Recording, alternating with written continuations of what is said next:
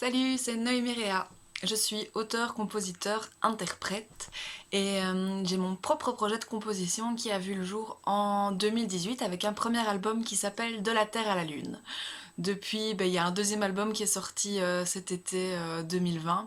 Alors il est sorti, il est bien là en album physique maintenant avec tout ce qu'on traverse pour le moment. Il n'a pas vraiment encore pu vivre sur scène, mais croisons les doigts, c'est pour bientôt. J'aime vraiment expliquer cet album comme un voyage musical. On passe par pas mal de sonorités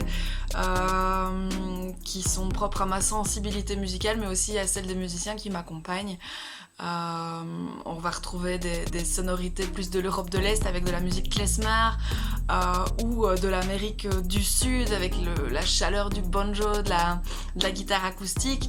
Et puis la guitare acoustique aussi dans des sonorités plus de l'Espagne. Je chante d'ailleurs un peu en espagnol. Je partage un morceau aussi avec Alberto où on chante en français et en espagnol. Voilà, donc définir un style, me rentrer dans une case, c'est un peu compliqué.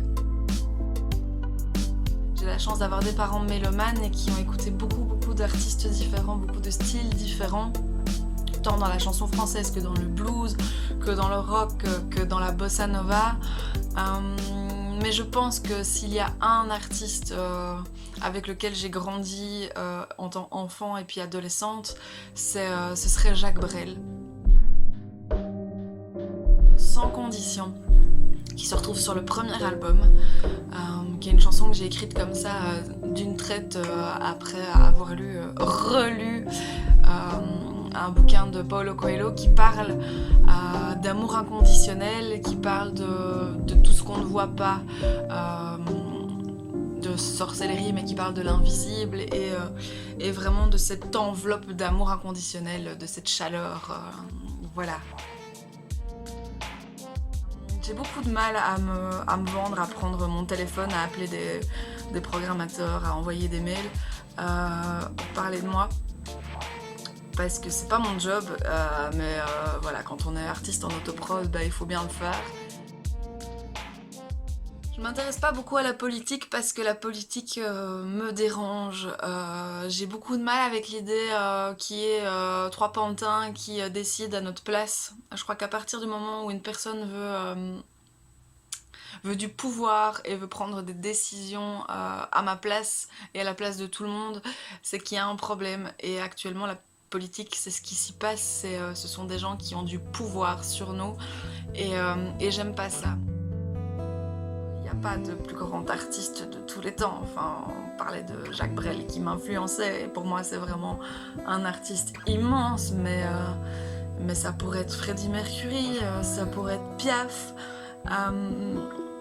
Pour parler des musiciens, je veux dire Michael Jackson est grandiose, Ray Charles aussi, mais artistes, voilà, j'ai des noms qui me viennent là, j'ai Salvatore Dali, Frida Kahlo, qui sont là aussi, qui sont des artistes plus musicaux, on sort du cadre, mais voilà, ce sont des personnalités. Il y a tous ces immenses acteurs, comédiens qui me viennent en tête aussi. Donc le plus grand artiste de tous les temps, mais waouh, quelle question impossible pour moi. Il y en a beaucoup.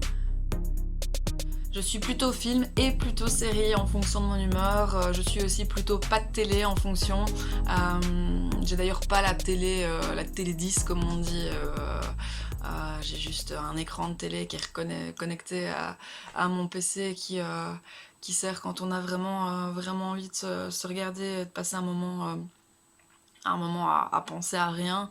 Mais je peux aussi ne pas avoir envie et boycotter les écrans pendant plusieurs jours et juste avoir envie de bouquiner. Ce qui me marque le plus aujourd'hui, c'est vraiment le problème de l'écologie, du gaspillage, de la surconsommation. Et je crois qu'il y a vraiment des petites choses à faire au quotidien chez tout le monde et qui sont pas si compliquées, qui peuvent sembler être des montagnes. Maintenant, on ne demande pas aux gens de déplacer des montagnes. La fable du colibri qui vient apporter sa petite contribution pour éteindre le feu est tellement belle. il y a beaucoup de petites choses à faire. Ici au quotidien, moi j'essaie vraiment d'être dans une démarche de zéro déchet. Je produis mes produits d'entretien moi-même, mes cosmétiques un maximum moi-même, et ce que je ne sais pas faire, ben, je l'achète en zéro déchet, donc le savon solide, shampoing solide, ce genre de choses. Attention qu'il faut aussi regarder à ce qu'on utilise comme produit, mais ça c'est encore une autre démarche. Je vais acheter mes légumes de saison, je vais acheter les choses en vrac, faire un maximum moi-même, éviter voilà, ce suremballage. Là, comme ça, j'aurais envie de te dire l'hymne à l'amour de Piaf. Et puis ça se bouscule là d'un coup dans ma tête. Il y a du Francis Cabrel, c'est écrit je t'aime et je t'aimerai. Il y a Jacques Brel, dans Ne me quitte pas, qui est quand même hyper puissante. Mais la chanson des vieux amants est une chanson d'amour très puissante aussi. Daran avec une sorte d'église, on a Damien Saez, si je replonge dans mon adolescence avec Je veux qu'on baisse sur ma tombe, c'est juste grandiose, c'est d'une poésie inouïe. Brassens avec La non-demande en mariage. Linda Lemay là, waouh, Linda Lemay avec De tes rêves à mes rêves, enfin, me demander une chanson d'amour, et là je ne te parle que des chansons en française. Si on devait aller dans le répertoire anglophone ou hispanophone, enfin, je m'arrêterai pas. J'aime voir ce qu'il y a dans le frigo et puis composer avec. J'essaie de cuisiner un végétarien le plus possible, voire 90% de mes repas aujourd'hui sont végés. L'amour, ça sert à écrire des chansons déjà. Ça sert à réchauffer, ça sert à se nourrir, ça fait du bien. Mais l'amour de soi d'abord, je pense qu'il faut pouvoir s'aimer soi, et puis l'amour, quand il est partagé, quand il est offert, je pense qu'il fait vraiment du bien. Je l'ai sur le bout de la langue, mais ça me revient pas. Ça doit pas être important, ça doit être futile, mais je pensais pourtant que ça te serait utile. Non, je me souviens pas comment tu traduis ces effets-là. Quand ça chatouille, quand ça se tord, quand j'ai les tripes qui crient encore. Lo intento en espagnol, tu vas me rendre folle. I can't try in English, j'ai pas de rime assez riche. Mais c'était quiero, no, I'm sorry, lo siento, perdiendo mis palabras, complètement à la masse. Merci pour ce petit moment d'interview, de nous laisser une place sur les réseaux sociaux pour continuer à exister un petit peu, à se faire connaître. On en a grand besoin par les temps qui courent. Merci à Poussière Production voilà, de permettre tout ça. Puis à tous les auditeurs d'avoir pris le temps de passer ce petit moment en ma compagnie.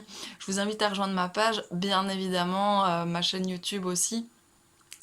Je parlais de la newsletter tout à l'heure. Voilà, il est possible aussi de la rejoindre sur mon site internet noemirea.com. J'ai juste envie de vous envoyer des bisous, des vrais de vrais, sans masque, sans filtre, sans rien, plein de bonnes choses, et de vous dire à très bientôt, sans ces écrans interposés. Salut hein.